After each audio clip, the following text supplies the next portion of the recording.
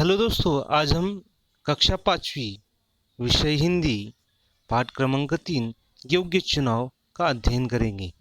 सबसे पहले हम इस चित्र को ध्यान से देखिए। चित्र में एक वृद्ध हताश सा बैठा है बैलगाड़ी पे। जो बैलगाड़ी के पहिए रास्ते के किनारे कीचड़ में फंस गए और एक युवक वो पहिए निकालने की कोशिश कर रहा है। चलो आइए इस पाठ का विस्तार से हम स्पष्टीकरण देखेंगे। राजा मंगलसेन के मंत्री जगतराम बूढ़े हो चुके थे।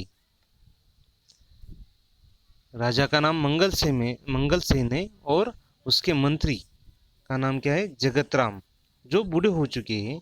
उन्होंने राजा से स्वयं को सेवा मुक्त करने की विनती की।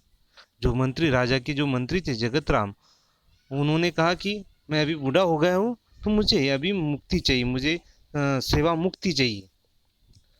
तो राजा मंगलसेन ने कहा, आप पहले अपने जैसे सेवाभावी, परोपकारी और ईमानदार मंत्री का चुनाव कर लीजिए, तभी आपको सेवा मुक्त किया जाएगा।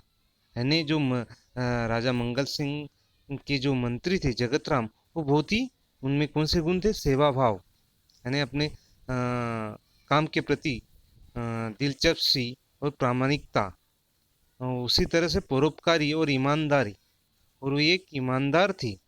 तो राजा मंगल सिंह कहता है कि पहले आप जैसे ही व्यक्ति इस पद के लिए ढूंढ के लाइए, तभी मैं आपको सेवा मुक्त करूंगा। जगतराम ने आदेश दिया, जो मंत्री ने आदेश दिया, क्या आदेश दिया? राज्य में ढिंढोरा पिटवा दो कि राज्य के लिए नए मंत्री का चयन अगले गुरुवार को किया जाएगा। इस पद के इच्छुक 11 बजे राज दरबार में पहुंची। हरकारे गांव गांव ढिंढोरा पिटने लगी। देखिए, जैसे ही राजा मंगल सेन ने जगतराम को कहा कि इस पद के लिए योग्य व्यक्ति को तुम ढूंढ के लाओ, तो राजा का आदेश मानकर जगतराम ने अपने पूरे राज्य में राज्य में एक खबर फैला दी कि राज्य को राज्य के नए मंत्री का चयन करना है। तो गुरुवार को जो इच्छुक है वो गुरुवार को आ जाए।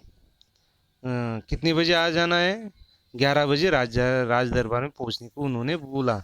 और हरकारे मतलब जो ढिंडोरा पिट्टी, जैसे कि आजकल हम कोई भी किसी को हमें ये करना है तो फोन के द्वारा या टीवी के द्वारा, ये माध्यम से हम एक दूसरे को मैसेज देते, लेकिन पहले के ज़माने में हरकारे थे जो गांव गांव, मतलब गांव जाओ जाओ के वो ढिंडोरा पीटते थे।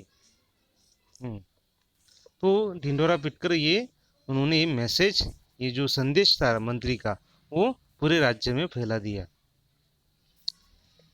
चयन वाले दिन राज दरबार की ओर जाने वाले मार्ग पर सुबह से ही नवयुवकों की भीड़ लग गई थी।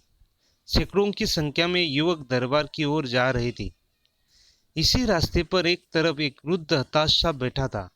उसकी बैलगाड़ी का एक पहिया रास्ते के किनारे कीचड़ में फंस गया था।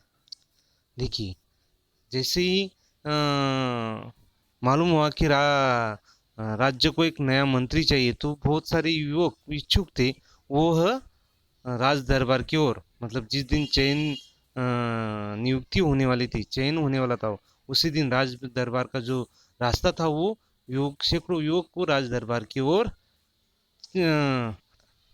भीड़ करने लगे, जा रहे थे। सभी युवक जा रहे थे, लेकिन इसी रास्ते पर एक वृद्ध, एक बूढ़ा हताशा मतलब दुखी बैठा था। उसकी बैलगाड़ी का एक पहिया रास्ते के किनारे कीचड़ में फंस गया। कि एक जो वृद्ध था वो बैठा था, उसका जो बैलगाड़ी का जो पहिया वो कीचड़ में फंस गया था। वृद्ध ने कई बार पहिया कीचड़ से निकलने की